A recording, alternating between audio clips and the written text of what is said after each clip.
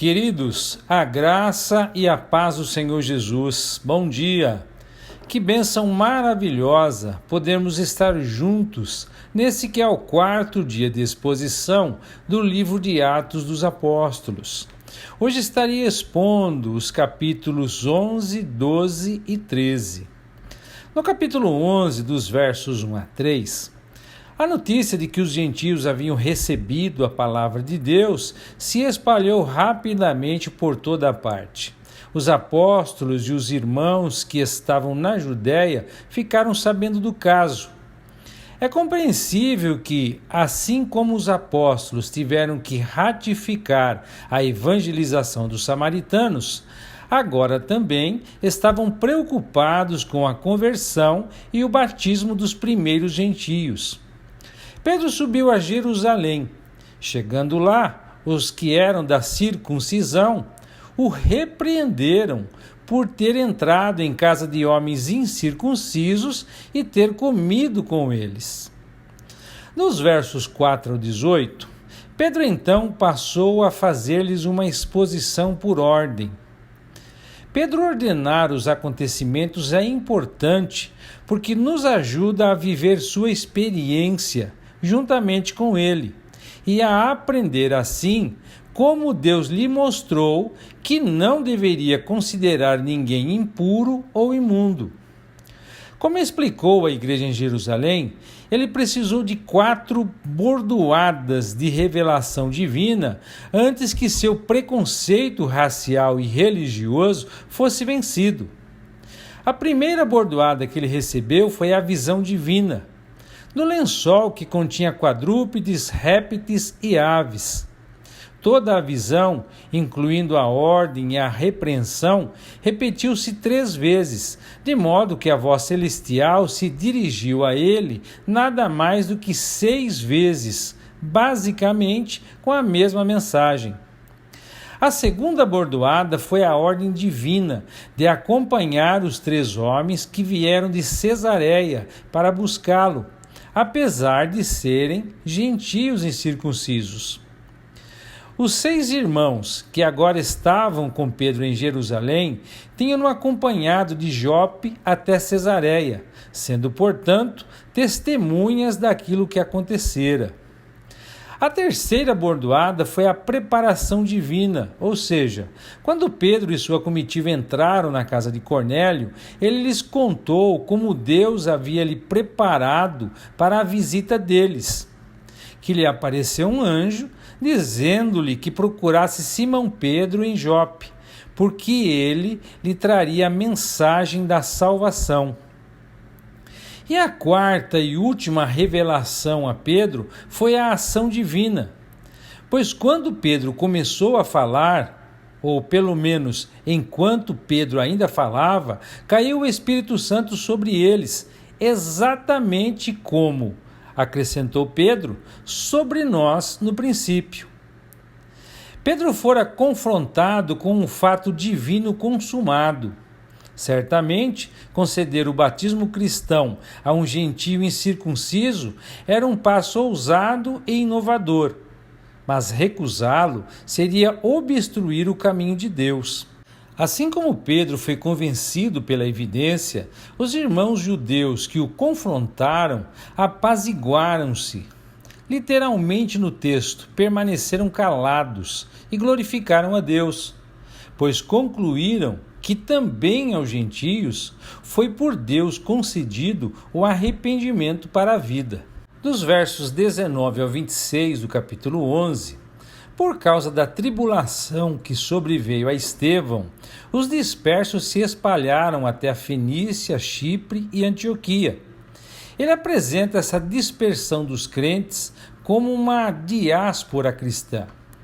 Geograficamente, a missão se espalhou para o norte, passando da Judéia e Samaria até a Fenícia, que corresponde ao Líbano hoje, a ilha de Chipre e a cidade de Antioquia da Síria, conforme o verso 19 diz. Culturalmente, a missão passou dos judeus para os gentios. A maioria dos missionários estava anunciando a palavra somente aos judeus e a ninguém mais. Alguns deles, porém, que eram de Chipre, que por acaso era a terra de Barnabé e de Cirene, foram até Antioquia e falavam também aos gregos, anunciando-lhes o evangelho do Senhor Jesus, proclamando Jesus agora não como Cristo, mas como o Senhor. E mais, sua inovação foi ricamente abençoada por Deus, pois a mão do Senhor estava com eles, seu poder confirmando sua palavra, de modo que muitos crendo se converteram ao Senhor. A notícia desse novo progresso chegou aos ouvidos da igreja que estava em Jerusalém. Assim, enviaram Barnabé até Antioquia. Tendo ele chegado a Antioquia, logo viu pessoalmente a graça de Deus nas vidas transformadas dos convertidos e na nova comunidade internacional. E como resultado, alegrou-se, provavelmente expressando seu gozo em louvor, e exortava a todos a que, com firmeza de coração, permanecessem no Senhor. Era uma exortação dupla, para que fossem perseverantes e íntegros de coração. É evidente que Lucas ficou impressionado com o caráter cristão de Barnabé e atribuiu seu ministério a isso, pois era um homem bom, cheio do Espírito Santo e de fé. Não nos surpreende que muita gente se uniu ao Senhor. A próxima ação de Barnabé narrada por Lucas foi ir para Tarso à procura de Saulo, pois Tarso era a cidade natal de Saulo.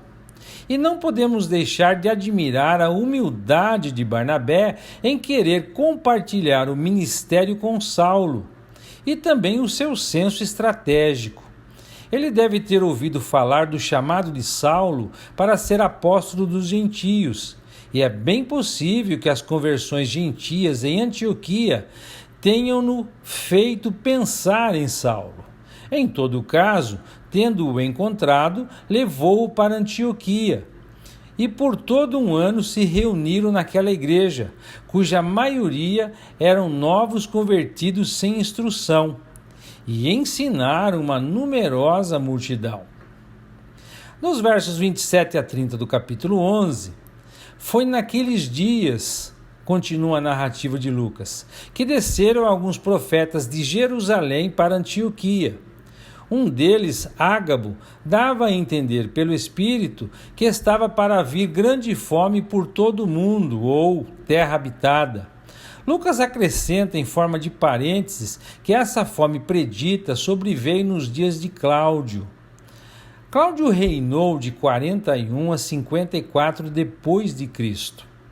A preocupação de Lucas, porém, não é tanto o cumprimento da profecia de Ágabo, mas a resposta generosa da igreja de Antioquia, pois os discípulos, cada um conforme as suas posses, resolveram enviar socorro aos irmãos que moravam na Judéia. E mais, a decisão deles resultou em ação. Logo, as dádivas foram enviadas aos presbíteros por intermédio de Paulo e Barnabé, que, tendo servido como evangelistas e mestres, estavam felizes em poder servir também como assistentes sociais. A igreja de Jerusalém tinha enviado Barnabé a Antioquia.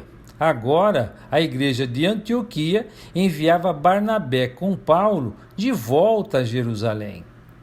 No capítulo 12, dos versos 1 a 4,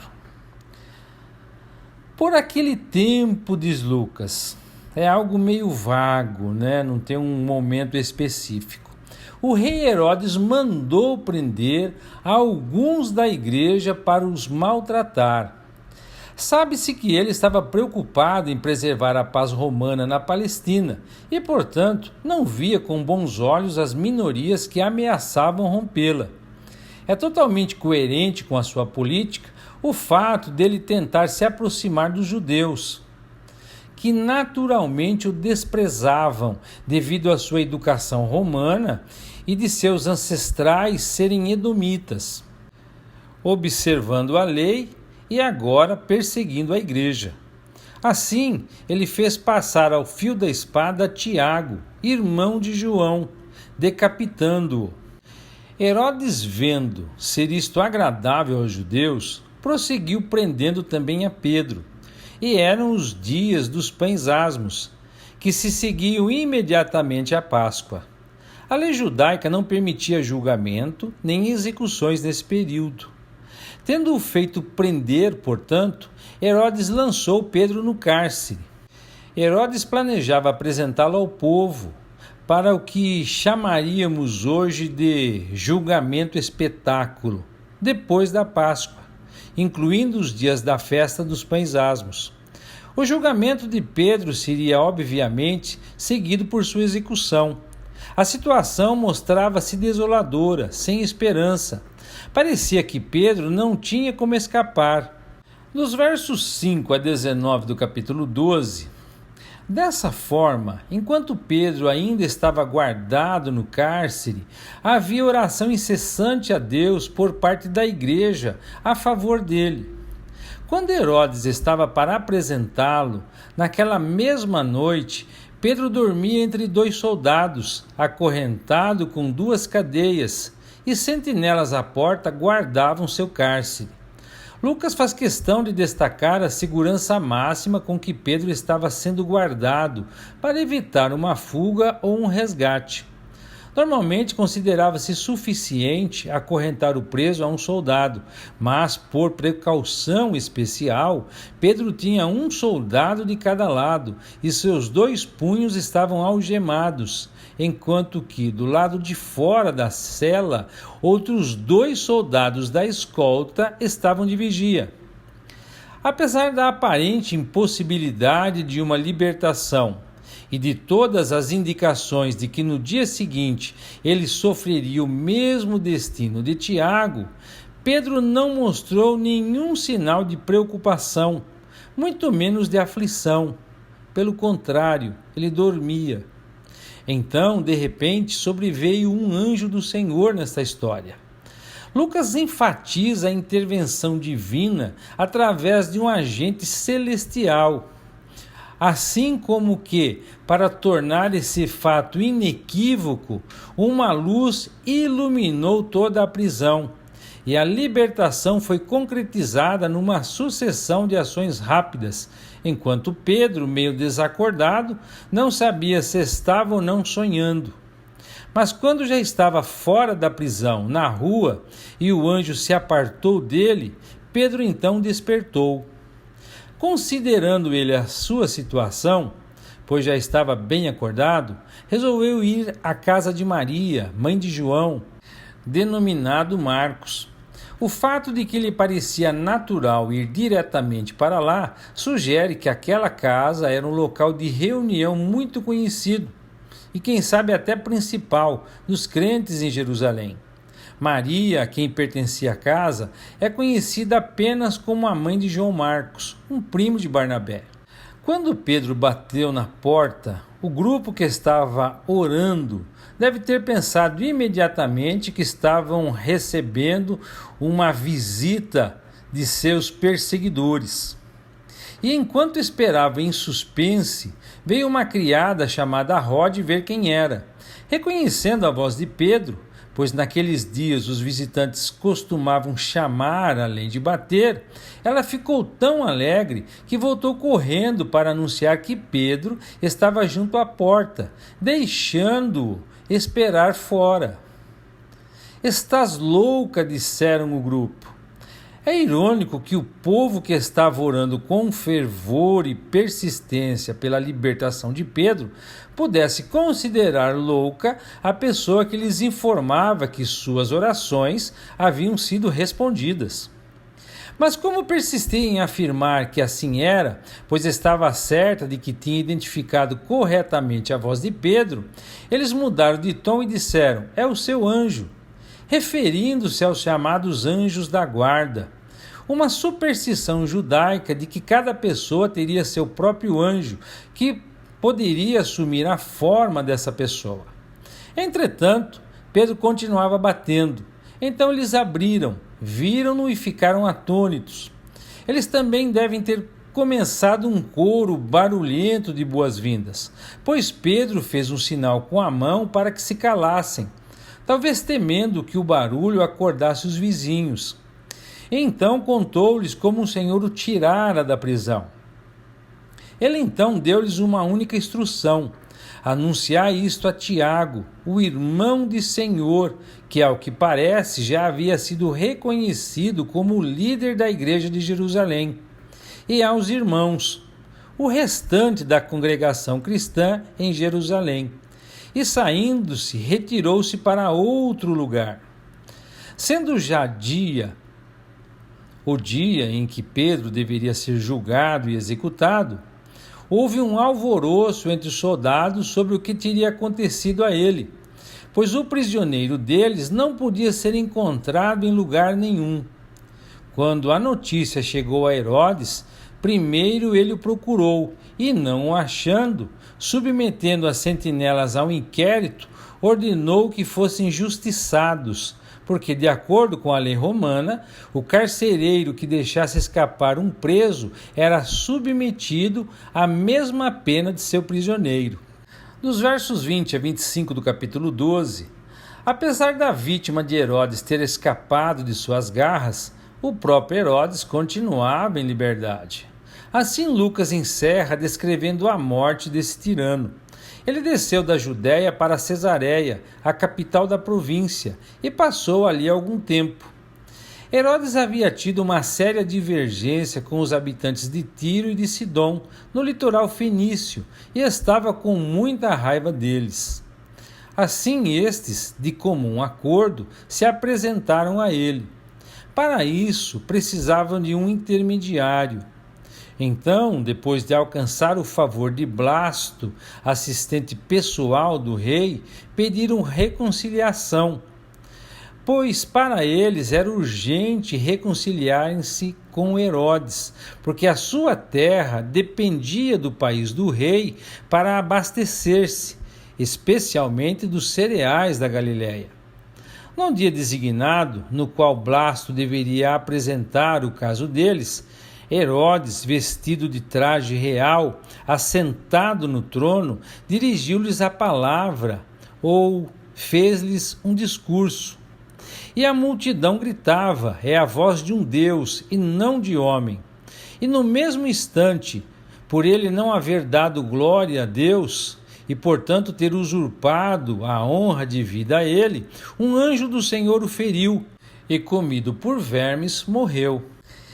É em admirável contraste com a morte desse tirano que Lucas acrescenta: entretanto, a palavra do Senhor crescia e se multiplicava.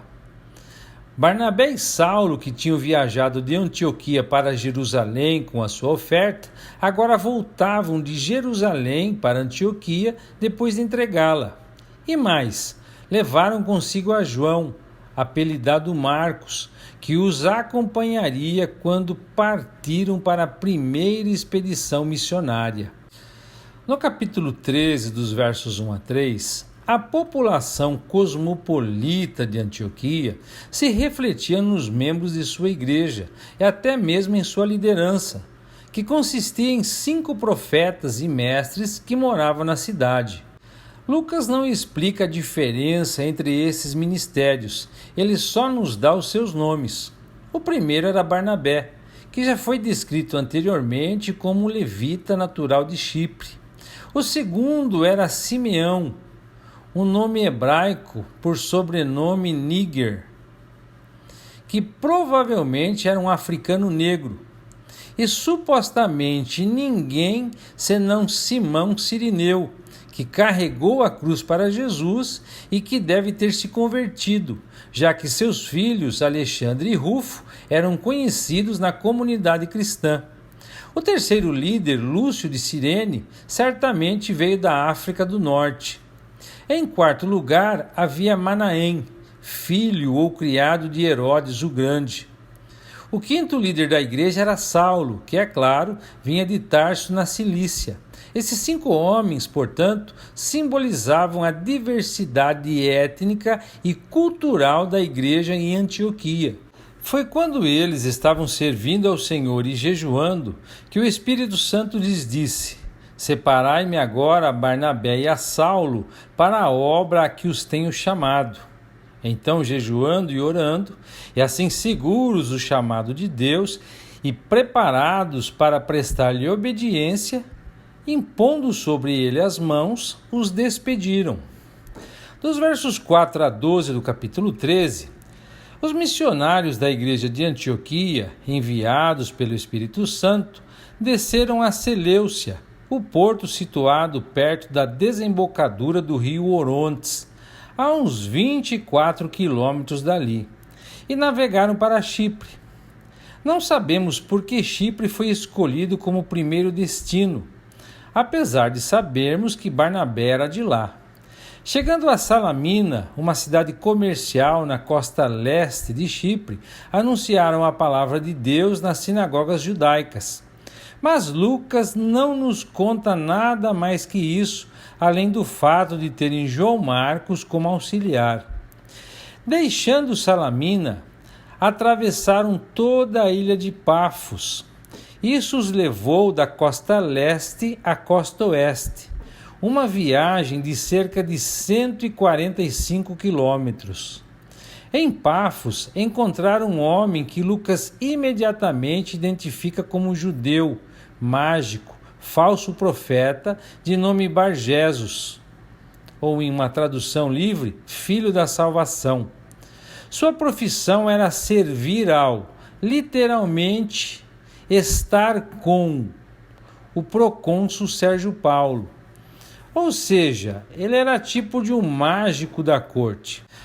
O procônsul, que Lucas descreve como um homem inteligente, apesar de seu evidente fascínio pelas práticas supersticiosas e ocultas, mandou chamar Barnabé e Saulo, pois em sua fome intelectual e espiritual desejava ouvir a palavra de Deus. Elimas, ou Bar-Jesus, via nos missionários cristãos uma ameaça contra o seu prestígio e meio de vida. Assim procurou afastar da fé o procônsul. Paulo viu essa tentativa como um ataque extremamente sério do diabo e confrontou Elimas, proferindo juízo sobre ele, ao que Deus lhe aplicou um castigo sob medida. Então o procônsul, vendo o que sucedera, creu, maravilhado com a doutrina do Senhor. Sendo assim, o Espírito Santo venceu o diabo, o apóstolo desmascarou o feiticeiro e o evangelho triunfou sobre o oculto. Dos versos 13 a 15 do capítulo 13, navegando de Pafos, Paulo e seus companheiros foram para o norte, em direção a Perge, da Panfilha.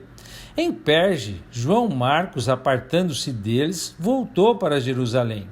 E Paulo e Barnabé continuaram sem ele. Atravessaram então de Perge para Antioquia da Psídia, que ficava ao norte, a mais de 160 quilômetros, além das montanhas. Era uma colônia romana. E num sábado foram à sinagoga e assentaram-se ali. Depois da leitura da lei e dos profetas, os chefes da sinagoga, talvez reconhecendo que Paulo fosse um rabino devido à sua roupa, mandaram dizer-lhes: Irmãos, se tendes alguma palavra de exortação para o povo, dizei-a.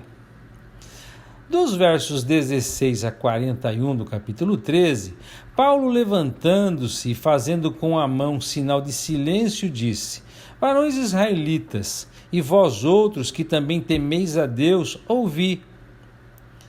Lucas agora fornece o primeiro resumo completo de um sermão de Paulo. Apesar da presença de alguns gentios tementes a Deus, em sua essência é um sermão dirigido a um público judeu. Toda a atmosfera é judaica, o dia é sábado, o local é a sinagoga. As lições são tiradas da lei e dos profetas. Os ouvintes são os varões israelitas e o assunto é como o Deus do povo de Israel, conforme a promessa, trouxe a Israel o Salvador, que é Jesus. Lucas evidentemente está preocupado em demonstrar que a mensagem de Paulo era essencialmente a mesma de Pedro. Que Paulo só se voltou aos gentios depois de oferecer o evangelho aos judeus e ser rejeitado. E que, longe de ser inovador, Paulo estava declarando apenas o que Deus havia prometido nas Escrituras e tinha se cumprido em Jesus. Nesta breve recapitulação da história de Israel, dos patriarcas à monarquia, Paulo enfatiza a iniciativa da graça de Deus, pois ele é o sujeito de quase todos os verbos. Agora, tendo chegado a Davi, Paulo vai direto para o Salvador prometido, Jesus, descendente de Davi, e menciona João Batista como seu precursor imediato, que desviou para Jesus a atenção que era dirigida para si. Agora Paulo segue o exemplo de João Batista e direciona a atenção de seus ouvintes para o mesmo Jesus. Paulo conta a história de Jesus, assim como contou a história de Israel. Ao fazê-lo, ele se concentra nos dois grandes acontecimentos salvíficos, sua morte e ressurreição, e demonstra que ambas eram o cumprimento daquilo que Deus havia predito nas Escrituras. Depois de juntar as Escrituras e a história e mostrar como o que Deus predisse nas Escrituras se cumpriu na morte e na ressurreição de Jesus, Paulo chega ao apelo: tomai, pois, irmãos, conhecimento de que se vos anuncia a remissão de pecados por intermédio deste, e por meio dele todo o que crê é justificado de todas as coisas das quais vós não pudestes ser justificados pela lei de Moisés. E continua: notai, pois, que não vos sobrevenha o que está dito nos profetas. Vede, ó desprezadores, maravilhai-vos e desvanecei, porque eu realizo em vossos dias obra tal que não crereis se alguém vô-la contar. A escolha é brutal. De um lado existe a promessa de remissão de pecados por intermédio de Jesus crucificado e ressurreto. Pois, por meio dele, porque ele é o único mediador, todo o que crê é justificado, ou seja, declarado justo diante de Deus. Através da lei de Moisés, não há justificação para ninguém, já que todos nós violamos a lei e somos condenados por ela. Dos versos 43 a 52 do capítulo 13, a reação foi extraordinariamente favorável. Ao saírem, eles rogaram-lhes que no sábado seguinte lhes falassem estas mesmas palavras. Despedida a sinagoga, muitos dos judeus e dos prosélitos piedosos seguiram a Paulo e a Barnabé, e estes, falando-lhes, os persuadiram a perseverar na graça de Deus. O interesse do povo tinha sido aceso, eles imploravam para ouvir mais. Tanto judeus como prosélitos rodearam os missionários, ansiosos por obter mais instruções antes do próximo sábado. No sábado seguinte, afluiu quase toda a cidade para ouvir a palavra de Deus. Os judeus, vendo as multidões, tomaram-se de grande inveja, pelo fato de os visitantes terem atraído uma grande congregação, que eles nunca tinham conseguido reunir, e eles, blasfemando, contradiziam o que Paulo falava. Então Paulo e Barnabé, falando ousadamente, disseram: cumpria que a vós outros, em primeiro lugar, fosse pregada a palavra de Deus. Mas posto que a rejeitais, e a vós mesmos vos julgais indignos da vida eterna, eis aí que nos volvemos para os gentios. Os gentios, é claro, ouvindo isto, regozijavam-se e glorificavam a palavra do Senhor, e creram todos os que haviam sido destinados para a vida eterna. Os acontecimentos subsequentes em Antioquia da Psídia seguiram esse mesmo padrão de aceitação e rejeição. Nada podia impedir a disseminação da palavra do Senhor. Toda aquela região a ouviu. Mas, ao mesmo tempo, a perseguição se intensificou. Paulo chegou a experimentá-la. Isso é sugerido no verso 50, pois a expulsão dos missionários provavelmente foi violenta. E é confirmado posteriormente quando Paulo afirma que Timóteo sabia de todas as suas perseguições e seus sofrimentos em Antioquia, Icônio e Listra. Os missionários, de sua parte, sacudiram o pó de seus pés, um protesto público contra aqueles que rejeitaram o Evangelho, de acordo com o ensino de Jesus. Mas, a despeito da oposição, os discípulos transbordavam de alegria e do Espírito Santo. E assim, amados, nós concluímos a exposição de hoje. Irmãos, quando eu leio sobre o comportamento de Paulo e Silas, diante de tudo que eles passaram, eu não posso deixar de considerar a pequenez da fé e piedade dos crentes hoje em dia. Por qualquer motivo murmuram, reclamam e muitos até mesmo abandonam suas igrejas, dizendo-se vítimas.